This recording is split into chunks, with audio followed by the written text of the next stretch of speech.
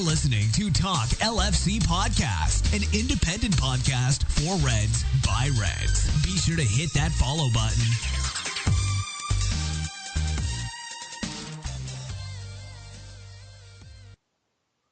Hello and welcome to Talk LFC Podcast. My name is John Rainey and again I'm joined with Sean O'Cleary. The guy that you can never get rid of. Exactly. It is January the 18th, 2017, and we just said we wanted to discuss the Joel Matip situation. I can never pronounce that, or how do you pronounce that guy's name? If you do it in Google, I just call him Matip. Yeah, but if you do it in Google, the pronunciation, it's very French sounding. It's Joel Matip with the what you call it, the P kind of at a higher pitch. But anyways, that's beside the point. The situation we're in at the moment is that he can't play for Liverpool, or is being held back by Jurgen Klopp for Liverpool, pending a response from FIFA. Because he has declared himself, and he's pretty much been vocal from day one since he joined Liverpool, to say that he wouldn't be travelling to the African Cup of Nations because he wanted to concentrate on his career for Liverpool. He said that since day one, since he signed and went back to I remember Belgrade. Is it Red Star? Yeah. So I can't understand. Cameroon named him initially in their squad for the African Cup of Nations, and then he was removed from the squad. No, he's one of 8 players who are refusing to play for Cameroon. Now, the situation at the moment is that Liverpool contacted FIFA to get a ruling on whether or not he could play, because they wanted to make sure that we wouldn't be in for any. There was talk that we could have had points deducted from us and everything if it was a thing he played, because technically, the way some people see it is he's a Cameroonian international and he should be at the African Cup of Nations. So FIFA came back and basically kind of just stated the rule that they didn't really help Liverpool out by what they said. What they said was they basically quoted the letter of the law that if he's available for his international, that he's not available for his club, and that they risk sanctions if he was to be played. Now, the Cameroonian Football Federation, they made no official comment on the issue, even though Liverpool are consulting their lawyers. But according to what is being reported, and was reported by ESPN that I saw today, that Cameroon, they haven't given him the green light. They haven't reported him to FIFA. No. And they haven't given any orders that he's not allowed to play. But they said that they haven't given him a green light to play. I suppose the easiest thing to do is to read out kind of the article that appeared today. There's been a lot of speculation surrounding this, and this is one of the clearer ones that came out, because Klopp was questioned on it yesterday too. But it said that Cameroon have not asked FIFA to stop defender Joel Matip playing for Liverpool during the African Cup of Nations, but they have not given the Premier League club the green light to field the player either, and that's what Cameroonian officials said on Wednesday. They are unlikely to give clearance because that would cause an outcry in Cameroon, where 8 players turned down call-ups for the finals in Gabon. And it was an African soccer source told this to Reuters, who are a well-respected news agency. But the Cameroon Football Federation, which is known as FICAFoot, sounds sounds fecal. They've made no official comment on the issue, while Liverpool, as I mentioned earlier, are consulting their lawyers before deciding whether or not to play him. Now, soccer's governing body, FIFA, told the Merseyside club to make up their own minds on whether Matip could play, saying on Monday it had directed Liverpool to the applicable provisions of the regulations. Now, we all know that Matip was left out of Liverpool's game against Manchester United at the weekend, the 1-1 draw, where I think he could have made a difference. But anyways, and he's also going to be. He was out of tonight's third round replay draw at Plymouth Argyle. because they haven't confirmed, FIFA haven't confirmed whether or not he's eligible. Now, West Brom took the same precaution that we did with their fullback, Alan Neom, when they lost to Spurs at the weekend. But Ajax used their keeper, Andre Onana. He was one of the 8 who decided not to play for Cameroon at the tournament. And he played for them on Sunday in their 3-1 win against Wall in the Dutch Championship. Matip was called up for the finals despite having not played for the Indomitable Lions since last year's World Cup in Brazil. Liverpool have subsequently repeatedly sought, as a matter of urgency, clarity from FIFA in this regard, the club have said. So it is Liverpool's view that the player should be available for club football during the period of the competition and will continue to work for a speedy and unambiguous resolution. Liverpool's manager Jurgen Klopp said he would seek advice from club lawyers before using Matip. Now, he did say that in his press conference yesterday. He said, as you can imagine, we are in lots of talks. We've done transfers quicker than this. It's already long term, but now it's getting really tense on our side, he told the British media. We've tried everything, but at the end, I have to make the decision. Of course, I have to ask Liverpool lawyers, but the decision is for me to make. I could put him in the lineup, he said. But, this dates back to the end of December, when word got out that Liverpool could be sanctioned for fielding him during the AFCON, and they did contact FIFA, who only got back to them this week, I think. Now they have said that they're having a meeting on Friday. I think it's this Friday, and they'll issue a directive then. But I think it's fucking bad form that they haven't done anything at this point.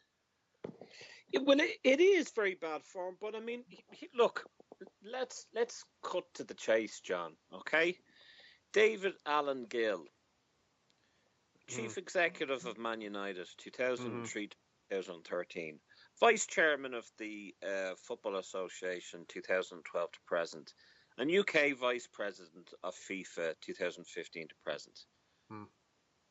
That's all I've got to say to that. Yeah. They fucked about over Sacco there when we knocked out United there in the Europa League, and then it turned out that Sacco was cleared of all charges of drugs or whatever. Yeah. Now we have this fucking issue with Matip, who hasn't played for Cameroons for a year and a half, and has said, I don't want to play for the Cameroons. Now, there's something seriously wrong with the FA, and if you have, and with FIFA, which we all knew that there was, there's huge issues with FIFA anyway. But to have someone like David Allen Gill, on that board, if you can call it that. Obviously, he's not going to do Liverpool any favours, and it's clear as fucking day that he's not doing us any favours, and this is purely out of spite. I mean, Jurgen Klopp saying that we've done transfers as quick as this. That says an awful lot. This is all allegedly now. David Gill may have absolutely fuck all to do with this. I just want to get that in the record. But it's a bit suspicious that. We've had two situations where FIFA have, due to their inaction or due to their fucking stupidity, it has cost us for the second time in 7-8 months. Absolutely. But now, we have to look at the other side, and we have to play devil's advocate here. Has he officially retired from international football? If he hasn't, he should have. He should have said to them, look, I'm retired. And then if he wanted to decide to go back playing at a later stage, all he has to do is come out of retirement. Well, when Matip was playing for Schalke during the Cameroon World Cup qualifying games, he had told them that he wasn't going to play for them anymore, and that was fine. And Schalke Schalke played him, and they never got punished for it. Yeah, never got punished for it. So, I mean, I laugh at this because, I mean, if you look at I suppose going back to the Republic of Ireland and Stephen Ireland. Stephen Ireland, yeah. I mean, fuck me. That The same guy. granny died twice with him. I swear to God, shit out of luck, that fella. But like he had said, "Oh, I'm not playing. I'm not playing. I'm not playing." Ruled himself out over and over and over again. Didn't officially retire either. And I mean, from one follically challenged person to another, I mean, his reason for leaving the international fold was a rather strange one. It was because he had got a hair transplant or something. People were taking this out from, but Yeah. neither here nor there. He didn't want to play for his country, and he was allowed to play for his club, and that was it. Yeah. So, But what is the look at problem here? the way I see it is we play his fucking wages. So we decide whether he plays or not. If the player decides he's not going to play in the tournament, it shouldn't rule him out of playing for us. We're the ones that pay his fucking wages at the end of the day. So, I'd like to still see Liverpool tell FIFA to go and fuck themselves. Yeah, and I would look for compensation as well. I would look for fucking compensation because at the end of the day, yes, we're paying his wages. There's no way that they should be telling us, well, if you play him, he might as well be commentating in the Africa Cup of Nations because he's not worth a shite to us if he can't play for us. I know he's been injured, and another thing, like I question the injury, whether in fact he was even injured. I think this goes back to around the time in late December when they were trying to make contact with FIFA and couldn't get them. Maybe the injury might have been a smokescreen for the fact that they just didn't want to play him. I could be overreading the situation either, but the way I look at it is FIFA need to get their fucking act together this time, and they need to put a ruling out one way or the other. I don't give a shite. You can quote rules and regulations. This guy has said for the last year and a half that he doesn't want to play for Cameroon.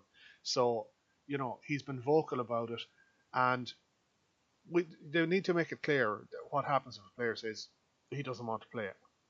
You can't be dragging this out for any longer. It's a fucking joke. Well, I tell you what, if you want to go and start fucking investigating something, what I would do is I would investigate all of these fans that are singing, the likes of, chants about Hillsborough, chants about Munich. I would get them to investigate that. I would also investigate what the fuck is going on in Cameroons where players don't want to fucking turn up for their country. Yeah, there is a big issue there because of the whatever staff. There's been a big fallout with the backroom staff or the training staff or whatever the situation is. I think that's the reason that those 8 players don't want to play. So I know whatever. The reason for Matip. It is the reason for Matip. Yeah, well, I think the other players are in a similar ilk that they won't play because of the fallout with the coaching staff.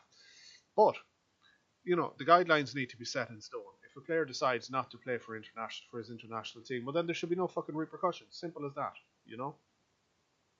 I think it's very unfair because I mean there's plenty of situations where players have ruled themselves out of an international, and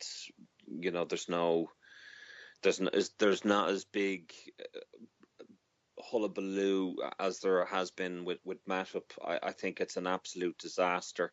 I don't think it has done us any favours, especially with the schedule that we have. We could really do with him because he was certainly gelling very well with Lovren.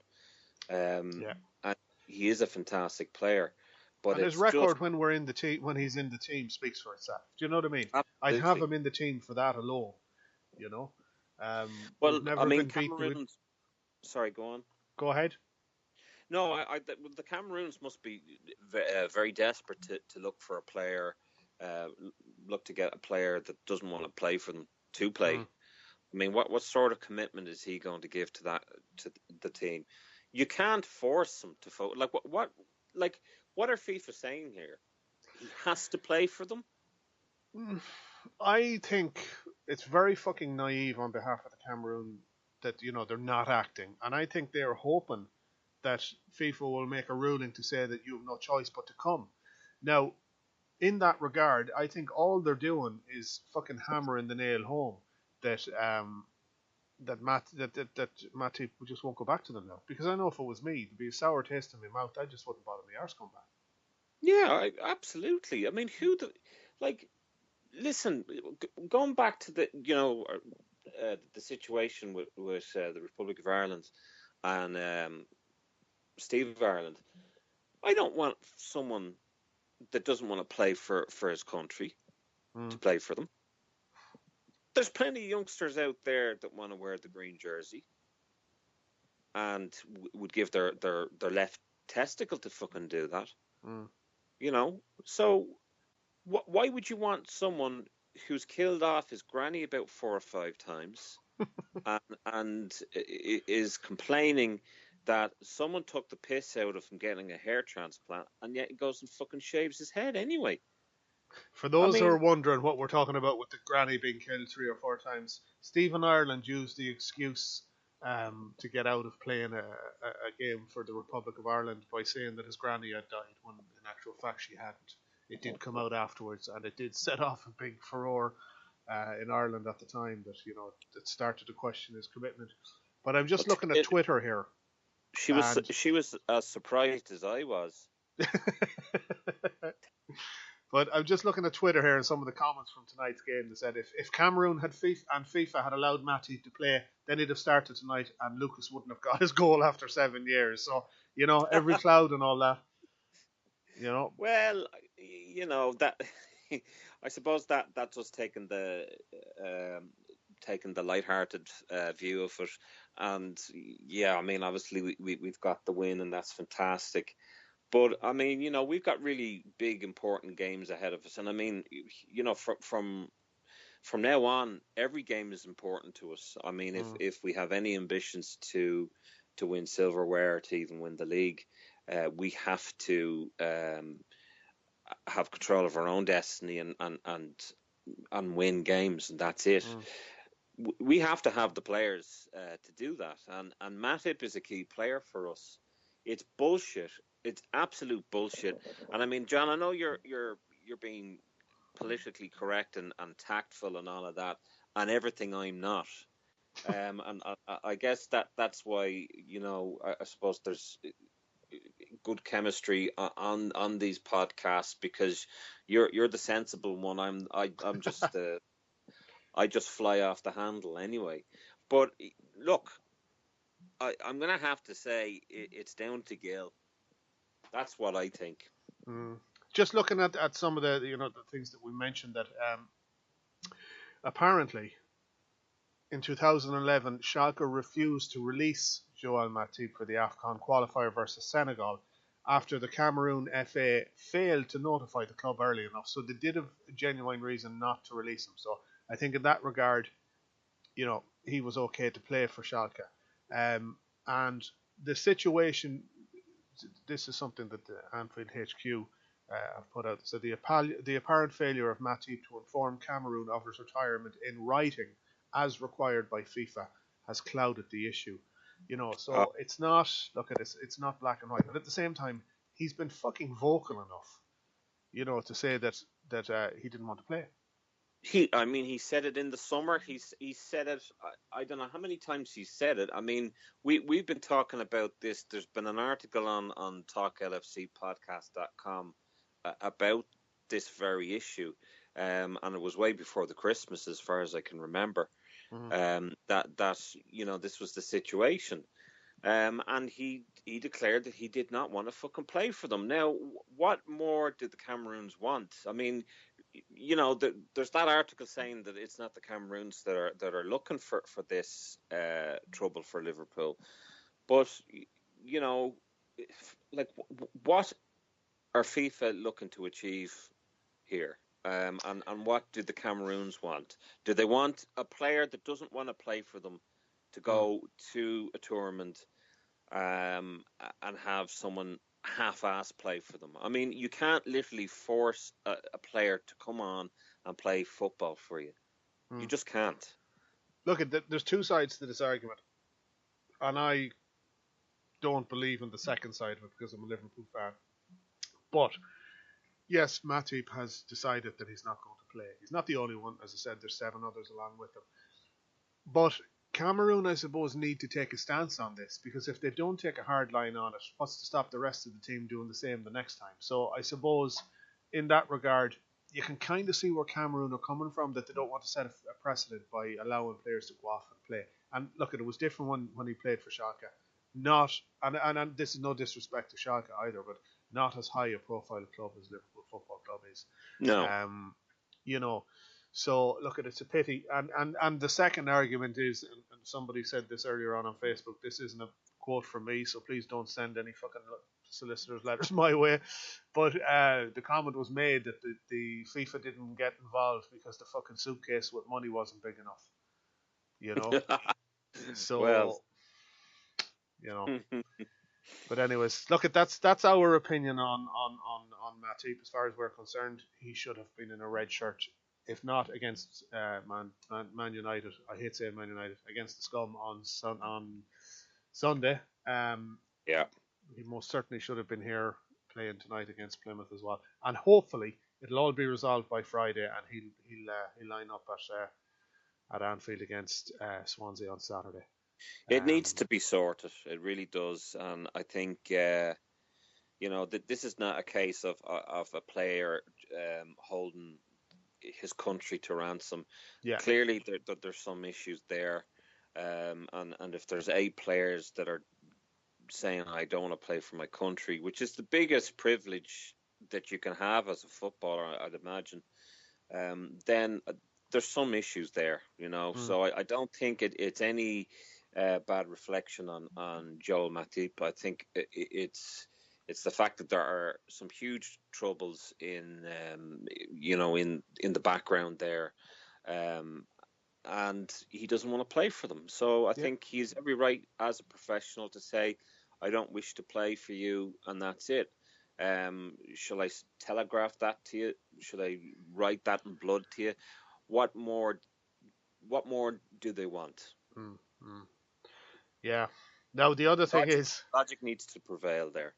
I think we're going to need him on Saturday, because I think we certainly won't have Lucas available to us, because I'm sure he'll be celebrating for the next 6 weeks after scoring the goal tonight, so he won't be in a position to play, But no, as I said, look, give us your opinion on it. We want to hear it. What's your thoughts on whether or not Liverpool should actually go ahead and play him, regardless of FIFA's decision, or should we wait for clearance from FIFA? Well, I suppose at this stage we don't really have much choice, because they're supposed to issue a ruling on Friday. But let us know whether you think FIFA should have gotten involved earlier, certainly should have responded earlier, or what your thoughts are on the clubs being held to ransom by international squads. That's pretty much it for this show. Thanks, Sean, again for coming on. Not a bother, John. The old faithful and old reliable. There you go. Be sure to give us a follow on our social media. We're on Facebook, Twitter, Instagram, and YouTube. You'll find us. Talk LFC Podcast is our username on all of those platforms. Follow us on Spreaker. That way you get notified anytime we go live. And also check out our Redbubble store. You can pick up Liverpool merchandise there. One of a kind, custom designed, no rip-offs whatsoever. None. And all at very reasonable prices, and every penny that is raised through it goes to running the podcast. We take nothing out. And for saving up for Lee's new car. Yeah, and Lee's car is very poorly at the moment. Yeah, you did say that. he's actually gonna fucking kill me for that. Sorry, Lee, I'm only joking. So that's it. So as I said, give us a follow on all our social media. Follow us on Spreaker as well, so you get notified. And thanks everybody for listening. And I think this time I did actually remember to cue the outro. So yeah, so we'll leave it at that. Thanks for listening. There you go. Thank you for listening to Talk LFC Podcast. Be sure to follow us at facebook.com/Talk LFC Podcast and on Twitter at twitter.com/Talk LFC Podcast. Get in touch with us by email at talklfcpodcast@gmail.com or via our website at www.talklfcpodcast.com.